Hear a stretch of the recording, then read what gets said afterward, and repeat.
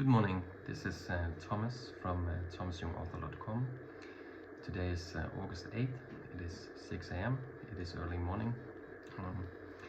Recording another morning update. In a video the other day I was telling you about, that I can feel that there are all these people praying for me because, the strong emotions I used to feel are becoming less and less intense. But I still have this, restlessness that is still there, because that's the restlessness I always carried with me, an extreme restlessness, and that is something I will still have to figure out how to bring that down to a more, acceptable level. I mean, I have a hard time even focusing, like watching a TV series or a movie by myself. I mean, I cannot, that is something I cannot do. I'm constantly like on edge. I'm constantly, this constant restlessness. I don't know, I really have to find a way to resolve that problem. Because in a way I am more at peace now, I feel, and less afraid, less scared, but the restlessness remains, and we'll try to figure out where that is. In the notes, I will link this video again I showed you of this guy, whose name I don't know, but who has been a victim of gang stalking. And he must be around my age, and he posted that video, what is it, 12 years ago? And I'm afraid he's not alive anymore, because I sent him a message on YouTube and he didn't respond. So he's one of the many people that probably didn't survive. He was also like me, he was also alone, had no family to protect him. In fact, probably had a family that was also like hostile towards him. But if you see the guy, he's not the kind of guy who is a criminal or a prostitute or engaged in any such thing, but he was under the radar of certain people and got harassed in a really horrendous way. I mean, almost everything he's telling, I also had to endure. So, and imagine yourself, recording such a video. You can even notice while he's recording, that takes not only courage, but you imagine how upsetting it is even talking about it. Because I remember, when you talk to, for example, if you like even talk to like healthcare professional, mental health professional, even, and then they constantly ask you these questions, and then they constantly question everything you say. Yeah, but it could be, because you can never say things when you are the victim of gang stalking. You can never ever say something also with 100% certainty, because but over the years you can see certain patterns, and from those patterns you can derive what is going on. But what happened to me here? Then every single thing you tell them, they act as if it is some sort of isolated incident. And then they say, yeah, but it could be something else. And even though you're telling them these are not isolated incidents, it's really hard. But my point is, even talking about it for a couple of half an hour is really upsetting, because these things, keep in your mind. Because when you start remembering one thing again, you start remembering another thing and another thing and another thing and another thing. These things are always in the back of your mind.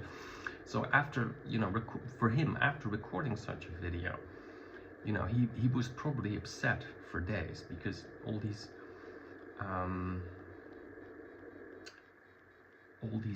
because then all these, thoughts and all these memories intrude on you, and they are in this sort of loop, and you remember, so that must recording that video must have been really hard for him, and we should applaud him for doing it. In another video, he goes into the reasons as to why the gang stalking is happening. And he talks a lot about sort of this severe, sexual abuse of young children, which is abuse they cannot remember, but they have been put under. And that is also a reason why they are gang stalked. And so MK Ultra and that kind of stuff. Now, I don't know if I believe in that stuff. I don't know, but listening to it, I mean, these things make a lot of sense, because it would explain a lot of behaviors I myself display. Whenever I'm under duress, or whenever I encounter these sort of malicious, dangerous people, I engage in really strange behaviors. I become servile and very docile, and I almost hand myself over, and I get into this what you used to call Stockholm syndrome when I'm with these people. So whenever they approach me, I have this feeling, oh, I have to keep these people near, because when they're near, I'm safe. And when they're gone, I feel safe and I freak out, if you know what I mean. So, now I don't think I was put under, let's say, like sexual abuse. That I don't believe. But there, with these things, there was also sorts of other extreme abuse, and I think perhaps there might be some truth to it. So even that video is worth watching. But still, I'm not sure. I mean, it's also not something that keeps me occupied. But there were also strange things happening. For example, a lot of times, and I'm not talking about that incident when they inflicted burn wounds on me, but a lot of times I was alone at the house. I slept on my, and then I had like burn wounds like in the most strange places. And then I thought, well, how did I get a burn wound? That doesn't make any sense. Bruises or that kind of stuff, so I don't know, but it's worth watching,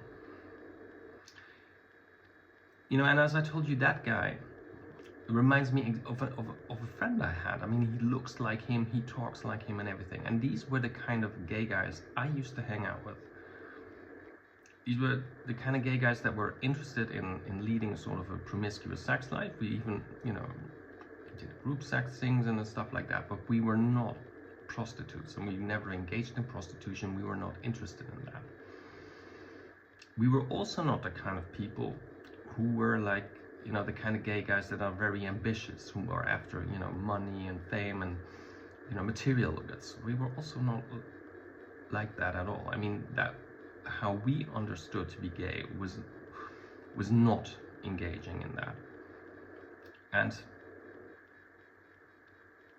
as I told you, a lot of friends of me died, and they have also been the victims of such people, of gang stalking, although perhaps in a different way. And you cannot afterwards identify it as such, because they say, yeah, listen, he was a drug addict, he was a he was a junkie and therefore he died. No, it is not that simple.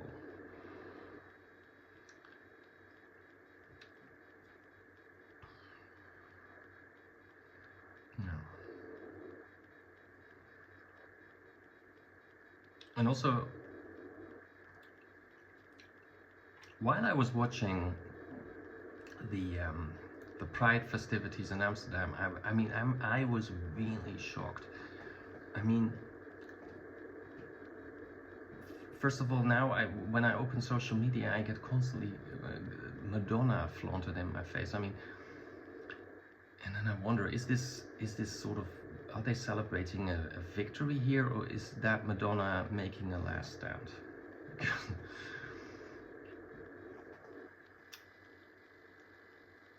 You see, Madonna, what Madonna represents, I mean, evangelical Christians like to use, have this concept of, they love, it's called the Jezebell spirit. And Madonna is the Jezebel spirit is basically, I don't know, the spirit that, the dark spirit that brings on, through sex and through sexualization as well, brings on all the vices in culture, and sort of that's how evil sort of also disseminates within culture. And you know, Madonna is in a way the personification, if you believe in such things, of the Jezebel spirit. I mean, did you see how she looks? I mean, she used to have like a sense of style, but now she looks like really trashy. I mean, I'm sorry, not trashy in a sense. I mean, the trashy look is a good look, but she cannot even pull that off anymore. I mean, she looks ridiculous. I mean, it is pathetic. She is a pathetic person, or has become a pathetic person. I mean, and then I wonder, what is all that about? And she's on that boat with Kylie Minogue and another Jezebel. And you know, and that is also what gay culture has come to stand for.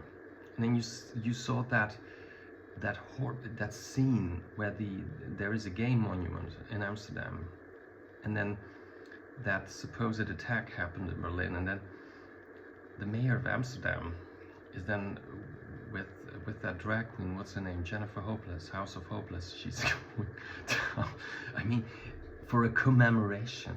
I mean this is the kind of crazy world we live. Why do I need to be commemorated? What is that for? Just because there was a terrorist? Let's assume it was a terrorist.